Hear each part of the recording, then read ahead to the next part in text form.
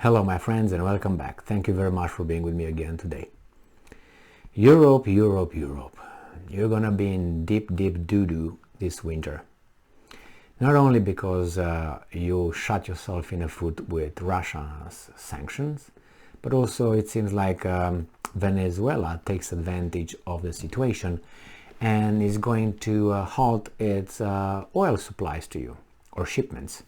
So you're gonna be in deep shit, let's put it straight, unless someone else bombs someone else.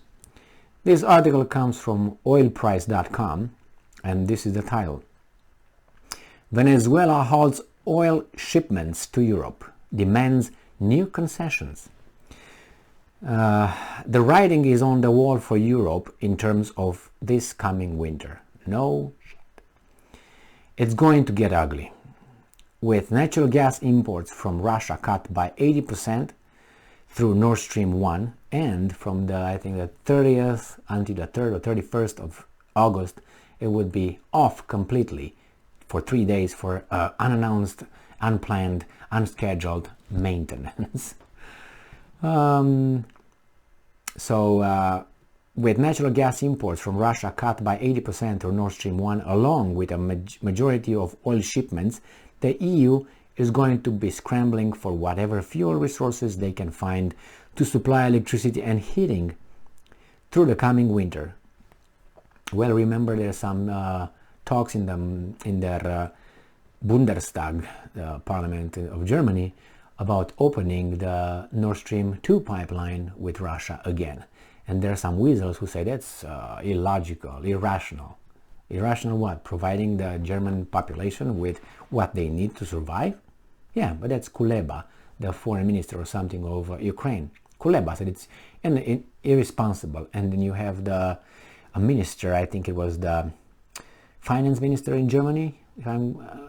He said, and it was another person, again, a big shot in Germany, Zimmermann. It was a woman and a man, I think. She said, that's illogical. Why? We can't help the murder, the war criminal Putin gets his way. Yeah, but in the meantime, you kill your own population. Is that good? Is it better for Putin? Do no harm. Don't hurt more than necessary here. You hurt your own people to hurt that guy. For some people that you didn't care about 7 months ago, you didn't know where they were on the map. So, two sources that were originally suggested as an alternatives were Iran and Venezuela. Increased Iranian oil, now Iran and Venezuela are okay. You see how these guys talk about values, about Ukraine, sovereignty and values and all that, and all of a sudden you just switch from the bad guys that are Venezuela and Iran, all of a sudden they're acceptable. So what did they do, what Iran and Venezuela do to change the perception of being bad dudes since yesterday until today? Or since the beginning of the war? Since the before beginning of the war and now. Now they're acceptable. We're gonna buy oil from you. But before that, they didn't. What's changed? Nothing. It just changed the need. It's a bigger fish to fry, which is Russia. And they think that Iran and Venezuela will say, yes, we're ready, here's my pants down. Ready? Really? Jesus Christ.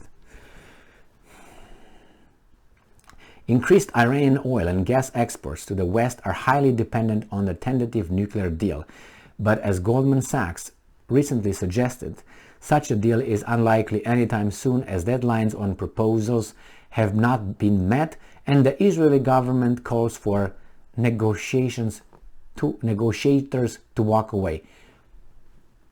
Who's calling for negotiators to walk away? Israel government? Who that? And why? What?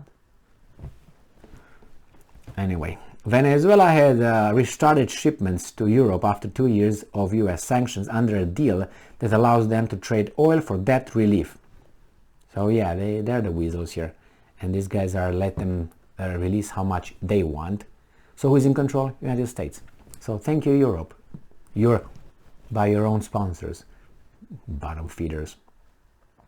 However, The country's government has now suspended those shipments, saying it is no longer interested in oil for debt deals and instead wants refined fuels from Italian and Spanish producers in exchange for crude.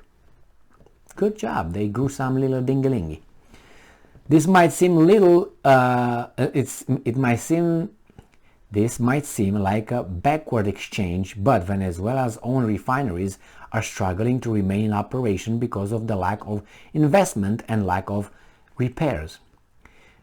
Refined fuels would help them to get back on their feet in terms of energy and industry. Some of Venezuela's own heavy oil operations require imported diluents in order to continue. The EU says it currently has no plans to lift restrictions on the oil for debt arrangement, which means Europe has now lost yet another energy sources. Go and cry to Daddy, and Daddy will flick Venezuela over its ears. Pong, and Venezuela will wake up and say, okay, what? How much you want? What?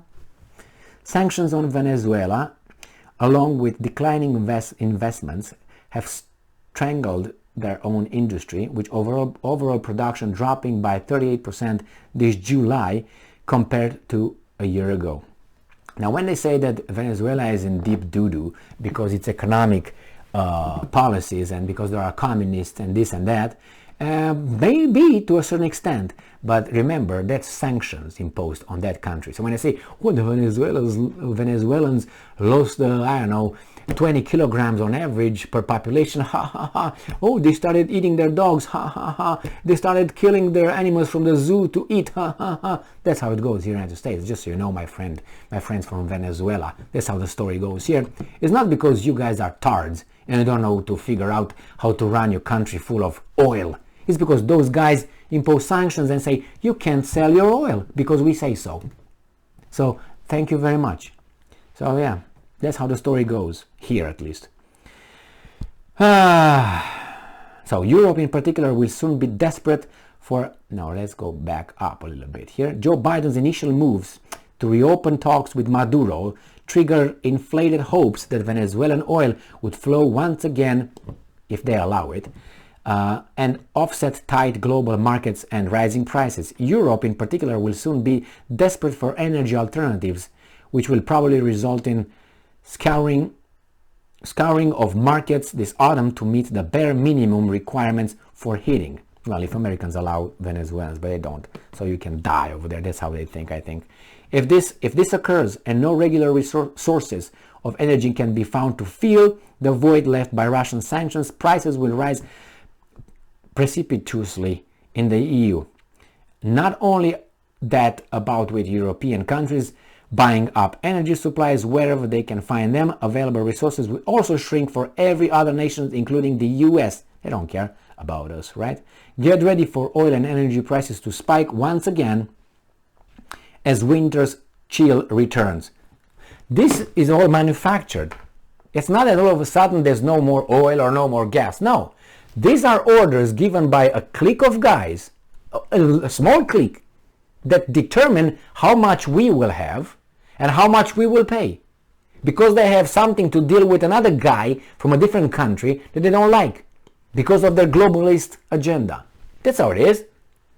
And we have to support that, and we have to say, yes, we will work within the system, we will vote them out in about 2 years. And in 2 years, our lives will go like take a shit, right? Do you agree with that? Yes, love democracy. The mass democracy where every biped votes, regardless of how much has in there or the wind blows. They go and vote and they cancel your vote. All right? You like that deal? I don't. At all. At all. Huh? Venezuela now says, no, we're not gonna do that. We need this for our economy. And what, Daddy will decide for a sovereign country? Because as far as I know, Venezuela is a sovereign country. It's not allowed to participate on the world market because it hurt the boss. You like this, huh? Okay. I know you don't. Thank you very much for being with me again today. Stay strong, stay smart, look for the truth, and be just.